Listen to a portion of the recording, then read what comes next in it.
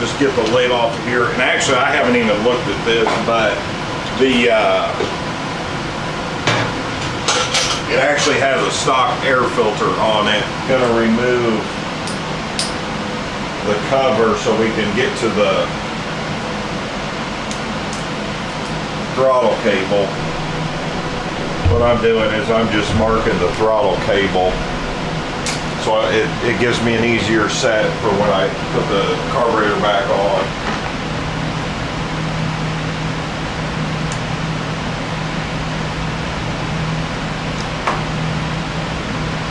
And that should be it. And then that'll remove our carburetor.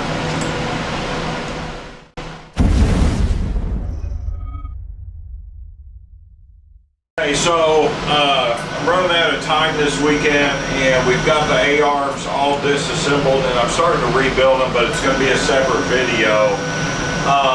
We're going to go ahead and pull the carburetor off of this quad and get the airbox removed and put the airbox in the ultrasonic parts cleaner and get everything cleaned up, and hopefully within a week I'll have the carburetor back. I'm not going to tell you who I'm using yet. They told me about 7 days return on the carburetor, so we'll see what it looks like when it comes back. It's going out to California to one of the main carburetor specialists, so let's get this carburetor off. First thing I'm going to do is remove this air box.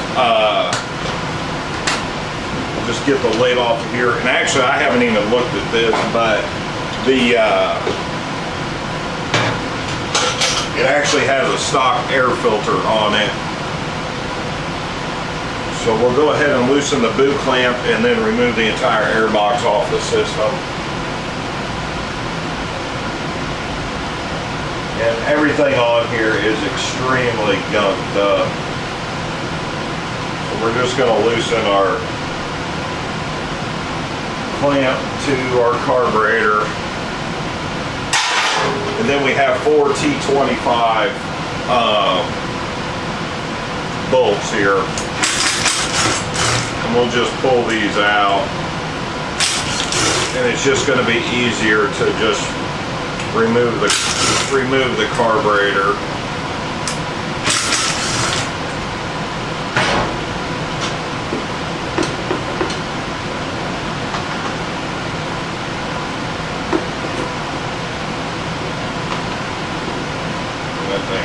I bet that hadn't been removed in a long time.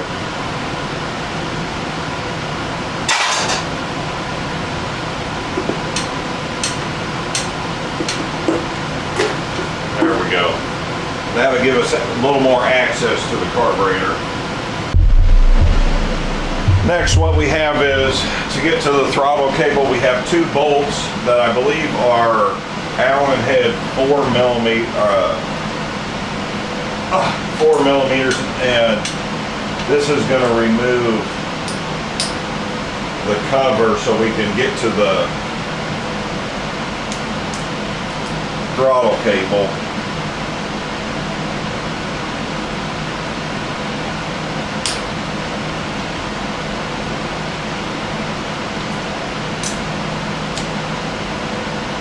Pretty tight setup here.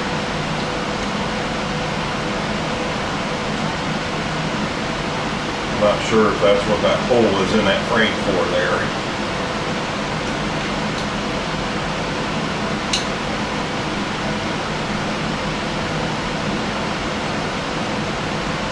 There's one bolt. We'll go ahead and get the bottom side here.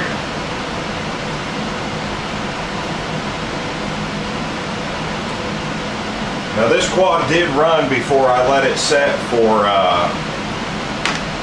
over a year, so we're just going to send this carburetor out. That's going to give access to our, oh my God.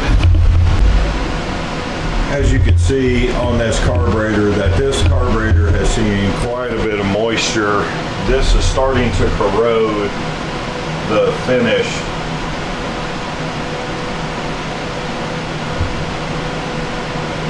on the carburetor. I believe that stuff is brass. What I'm doing is I'm just marking the throttle cable, so it gives me an easier set for when I put the carburetor back on.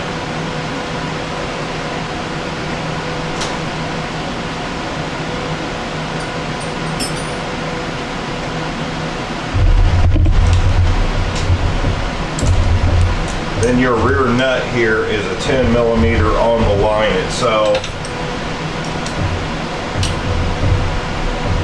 And after you loosen it up, you'll be able to just remove. Look at the, I think I've got another line. So I think we'll be okay. I'm gonna go ahead, we'll probably replace this line when I get the carburetor back. It's just, even look at this spring. I don't know if that'll clean up or not. This is from moisture. I hope all that doesn't have to be replaced, but the guy said he'd take care of me. So what we're gonna do is we're gonna go to the other side and remove the carburetor from the rubber boot. And now that we're on this side, we're gonna go ahead and remove and loosen the carburetor from the engine.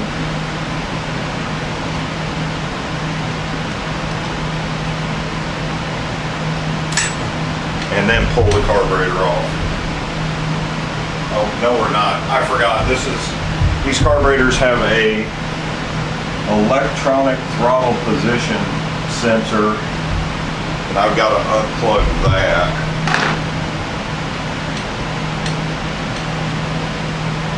And that will be this cable right here.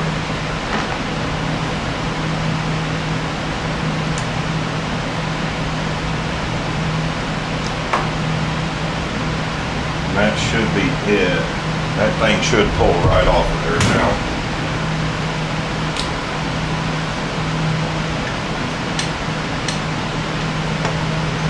There's our fuel hose already disconnected. It looks like I've got one more vent line that goes down to the, for some reason, the crankcase breather is what it looks like. Not 100% sure if that's what that goes to, but there's a line on the top side I gotta remove.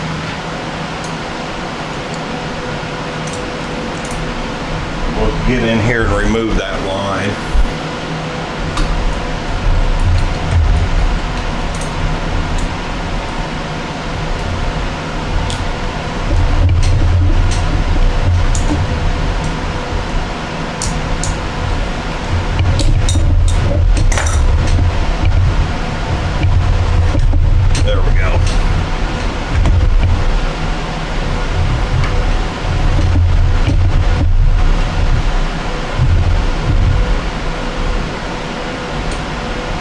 Then we'll just pull all of our lines out.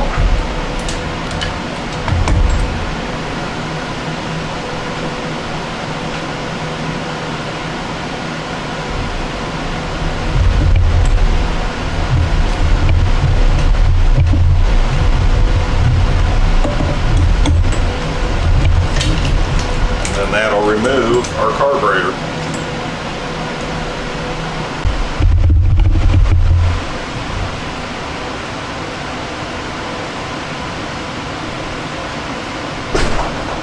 Okay, so what we have here is I went ahead and got a priority flat rate box for the post office to ship this out to California.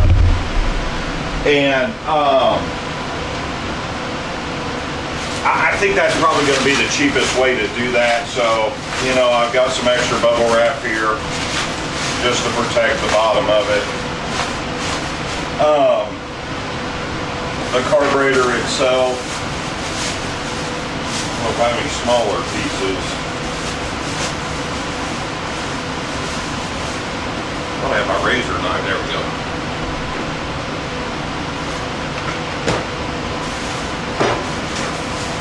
What we'll do is, I told him I'm going to need new vent line for sure.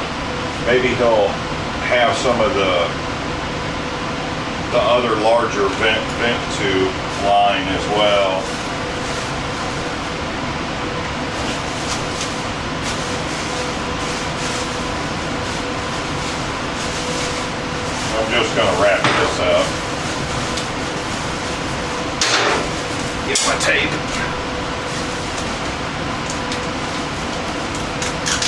post office is pretty good about shipping stuff, unlike UPS, that I finally got my motorcycle title for my Aprilia Falco after UPS lost my title in the mail.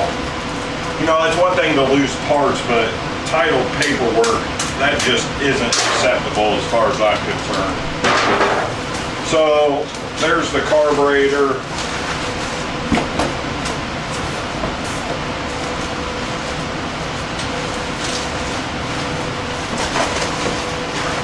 And then what I have here is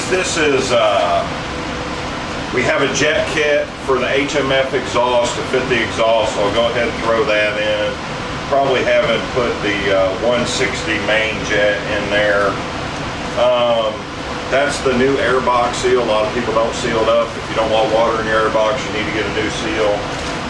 Apparently I had bought an air filter. I didn't even know I bought that. And I bought a dyno jet kit. Boy, that's interesting. I really don't think I don't think I'm gonna send him this dyno jet kit.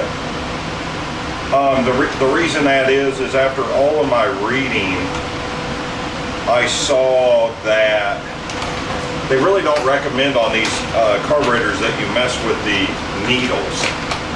So this four-wheeler does not have any major modification, basically exhaust and air filter. So HMF says just raise up your main jet. That's what I'm going to do. I'm not looking for peak horsepower. I'd really like to have reliability out of this thing for the next owner. Here's a new accelerator pump rebuild kit for All Balls brand. Go ahead and put that in there, maybe save me some money. This is a rebuild kit for the carburetor, which will have all the O-rings. The main reason I bought this was for the float bowl. The actual float bowl was leaking. Maybe he can reuse this new gasket and save me some more money. And then there's a brand new OEM Polaris TPS sensor. Go ahead and put that in there. Well, and actually I bought a fuel mixture screw adjuster for on the fly, and we'll go ahead and put that in there as well. So yeah, if anybody wants this gyno jet kit, shoot me an email and we'll work something out. Since I'm not going to use it, we'll just do PayPal or something. If you want it, there's nothing wrong with it. It's brand new. That way I don't have to list it on eBay and go through the fees, because I'm starting to work on my own website, but it's not going to be up for a couple months. So there we go. We're all set. Got this ready to go. The one thing I am going to show you before I'm out of here is we're going to go ahead and throw this air box into the ultrasonic parts cleaner. I've got an ultrasonic parts cleaner video coming out. These things work wonderful. They actually can be used for carburetors, but I'm apprehensive, I don't know if that's the right word or not, of taking this carburetor apart after everything that I read in the electronics on the carburetor. So this service is being provided for $89 to clean this carburetor. You have to pay to ship the carburetor, and then they'll pay to ship it back. But considering I'm on a time frame and I want this done right, it's totally worth 89 bucks. Sometimes you have to pay other people to do stuff. So yeah, let's go ahead and get this ultrasonic parts cleaner loaded up and get this air box clean. And I will get a label and some instructions printed out and get this box ready to go to California. Now this is actually one of the largest ones that you can buy. I did get it on Amazon, and I'll put the links below. I've used this thing on so much stuff. That's why I ended up making a video, and that video will be out pretty soon. But these things are worth every penny to have in your shop. And you just use water or any kind of chemical. The chemical for the carburetor, he's going to use a special chemical. I already know that, and I don't have the chemical. And actually, to buy the chemical would probably be about $35. So to actually clean that carburetor, because I'm in a pinch and everything for time and stuff, it's just easier for him to go ahead and clean it. So I'm going to go get a little bit more water, and then we'll turn this thing on. Okay, and actually, believe it or not, what I found that works really well with cleaning this stuff is Fabuloso. Get it Dollar General, any dollar store. We'll just add a little bit of this in there, and it's going to give a little bit of a scent. It's lavender, I believe. And then we'll add some more water to the fill line. And then I'm actually going to plug this in, and it's going to heat. We're going to want to heat the water up just a little bit.